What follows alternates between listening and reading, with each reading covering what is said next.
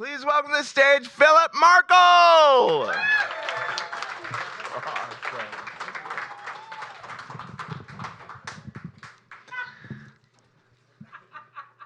Do you want the red blindfold or the white blindfold? Said the bouncer wearing assless chaps to me in Berlin at the horse fair, the craziest, sexiest, scariest sex party I have ever been to in my life. The first question he asked me was, "Have you read the FAQ?" I had read the frequently asked questions.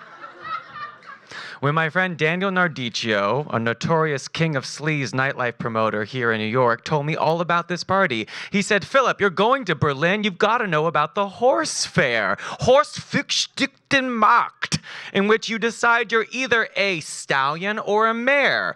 If you're a mare, you show up early, get a bag put over your head, and you are fucked by anonymous stallion dick for 6 hours. If you choose a red blindfold, it means bareback. White for condom. It's a great time. You gotta check it out." I was in Berlin to teach improvisational comedy. That is as lame as that sounds. At a festival called literally Das Improv Fest, which is as on the nose as it gets. I was sitting at a beer garden with 3 of my New York comedy girls, and I bring up the horse fair in kind of a like, "Oh my God, isn't Berlin crazy? Can you even believe?" sort of way. And I Google it and realize it's actually the next day. To which they respond by yes-anding, saying, "Pumped full of cum, pumped full of cum, you're going to get pumped full of cum." I'm like, "No, girl, I didn't bring this up." But when in Berlin, do as the Berliners do.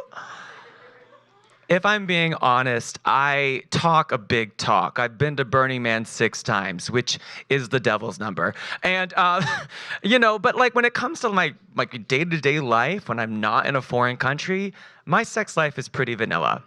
Like, I've done the occasional choking or spanking or been forced to listen to a Tenacious D album against my will. But it's really rare that I actually engage in kink. Like, you would only know it if you happen to be in my Google Chrome incognito browser with the VPN, and then you see it. I'm looking at some really fucked up shit. Like, when I have that post-nut clarity after you come, and I learned that phrase, by the way, with a bunch of straight bros on a bachelor party the other day. Post-nut clarity, noun. Use it in a sentence. But I'm watching BDSM, I'm watching prison porn, I'm watching Master Slave, so I'm like, is this actually my chance to have a real life experience of that? The next day, I show up at the Kit Kat Club, like from the movie, at 5:30 p.m. on a blazing hot Saturday in Berlin. In the line is a coterie of characters. There's like the 65-year-old bald guy wearing all leather studded head to toe. And then there's this guy that I meet, Eric, who looks like, an accountant that just got out of work. And sure enough, I ask him, "What's your deal?" And he says, "Oh, I'm a financier Monday to Friday, but on the weekends I like to party and have a little play." I'm like, whoa, that's work-life balance. And I bum a cigarette from him and we're chatting it up, but soon enough this kind of gloom overwhelms everything, and everyone gets really apprehensive as we start going into the club, and I start getting really nervous. I get to the bouncer, I follow through, I get a white blindfold because I don't know about you, I'm on prep, but there's a lot of other horsey STDs you can catch, so I've got that. He asks for my clothes and he puts them in a trash bag with the number 49 on it and then writes that number on my arm. I mean, setting off all the Jewish alarms in my brain. Right. And I go down, I'm naked except for tube socks, which I read online in the fact you can keep your poppers and lube in. And I'm losing my fucking mind, right? And then I'm gifted by the best gift you could ever give someone. Okay, look, if I'm ever nervous, please don't tell me, it's going to be all right, or you'll get through it, kid.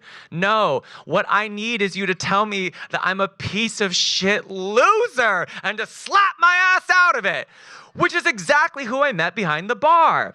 I get the sassy gay bartender. Yay! We love. I walk up and he says, okay, where are you from? And I'm like, New York City. He's like, oh, okay, well, you've been fucked by Trump for 2 years, so, like, this shouldn't be a problem, right? You get fucked up the ass for 6 months. What do you want to drink? A gin and tonic? Oh, how original. And this bitch is just reading me. He goes after my body even. He's like, your nipples are too small, and you have to start working out, or you're going to get skinny fat. 3 gin and tonics later, I'm finally feeling myself. And then the bouncer comes around and he says, okay, time to get ready. Saddle up, boys.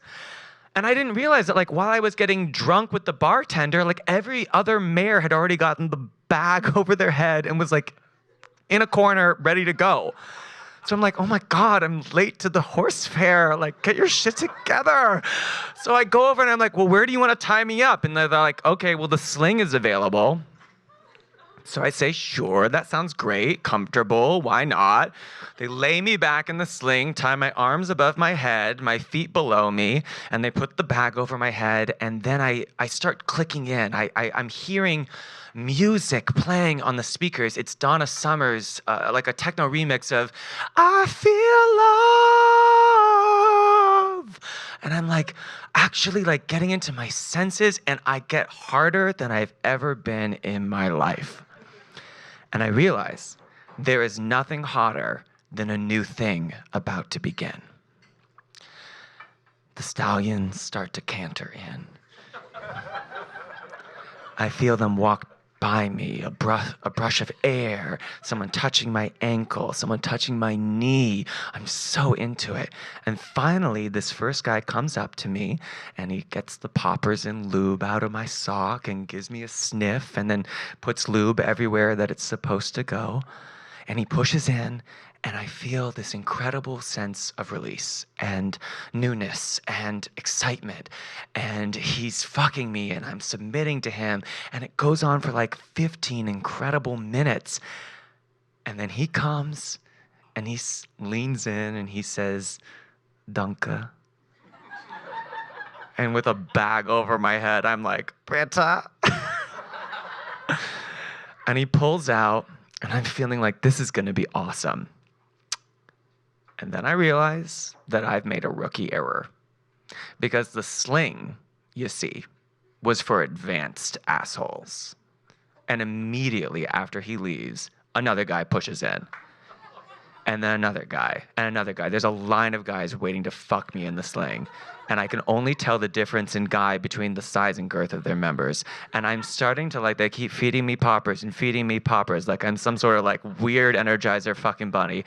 And, like, it's just getting crazier and crazier. And, like, I'm really, like, going down the Alice in Wonderland rabbit hole, but it's getting to kind of be a hellscape. And I'm losing my mind and starting to have, a panic attack as I'm being ravaged by stallion dick. And finally, I'm just like, oh my God, I think I'm going to lose it. And I say, no. And then I say, 9. And sure enough, the staff comes over and, like, unropes me and, like, takes me over. And at this point, they're like, what do you want? And I'm like, beer, cigarette. And I go and I'm now sitting on a toilet with a beer in one hand and a cigarette in the other, and my leg won't stop shaking. And I'm just fucking losing it. I'm crying. And I have this moment of like, wow, okay, if you want to leave, Philip, it's okay. Like, you did this, you faced your fears, you can go. And then I'm like, well, what about that sassy gay bartender? Like, I can't let her down. And so, like, as this plane is going down, I'm like, is there another version of reality where you take care of yourself, put your own life mask on before being fucked by everybody else on the plane? Like, can I make that happen? And so I calm down, I get myself together, I go up to the bouncer and I'm like, it's a little too much. Can you put a bag over my head and put me somewhere a little less crazy? Sure enough, the bouncer takes me over to a corner, and it's a much, much more leisurely pace as men come up and fuck me. I even get to know them a little bit. Like, I've touched this one guy, and he has hair. I'm like, oh my God, hair? Wow, I've never felt hair like this. It's amazing. You had a good set of hair. Another guy's telling me all about his trip to South Africa, which I hear is really good this time of year. I'm getting to know all about these experiences. And then finally, the last guy comes up and I touch his face. And I swear to God, it conforms to the golden ratio. And I'm like, he's hot. And I touch his body and I'm like, oh my God, this is like a fucking Adonis. And now in my head, I'm like, well, he could be anyone I want him to be. Like, he could be my favorite porn stars. And so as he's fucking me, I'm like slotting one porn star in after the other in my imagination. And finally, I get a full body orgasm, as does he. We come at the same time. I say, Danke. He says, bitte. And I say, check, please. As I'm getting all my stuff, the sassy gay bartender is like, oh, wow, 2 hours and you give up already? I'm like, yeah, right. Yeah, I'm a loser. It's okay. I accept it. But I got what I needed. And I talk to the bouncer as I'm leaving, and he says, okay, you can leave early. Just one rule, do not look behind the curtain. Like Orpheus leaving hell. But I'm a sneaky ass bitch. And I love Eurydice. So I like go ahead as I'm like when the bouncer isn't looking, and I peek as I'm leaving. And I see hell. Insanity. One of the most feral, fucking, disgusting, disturbing post-nut clarity things I've ever seen in my life. Like, it is carnal to basement, and I smell it, like my vision suddenly syncs with my nose, and it's like fetid and rancid, and just like lots of guys being fucked with bags over their heads. And it's the most disgusting thing. I literally get a little nauseous, like I'm about to vomit, and I just think, oh, why did you look? Why did you look? I go up, and in this weird amalgamation of both fantasy and reality, I step out into Kreuzberg as the sun is setting. And I think, okay, you did it, Philip. You faced your fears. Like, how do you feel? And I felt like I was proud that I had taken care of myself when I wanted to abort at the first possible moment. And I thought, okay, well, you live by extremes, you know, go big or go home, but where's the middle ground in all this, right? Like, is it just that you're in Berlin, you're the sexy free person, or are you going to bring any of this home to New York City? And I thought, is this what really scares you? Or is intimacy and actually being in a long-term committed relationship what really scares you? Where you could be intimate about these kinks with someone that knows you to your core and isn't just, you know, someone you can't see because you have a bag over your head. I don't know the answer to all that. And I haven't been kinky necessarily since I've come back, although I did tell Kevin the other day I downloaded Recon, a gay-ass app for kinks, and I wrestled a guy and lost a week ago. So that was fun. I'm actually in an accountability group, and my accountability is to be kinky. So we're working on it.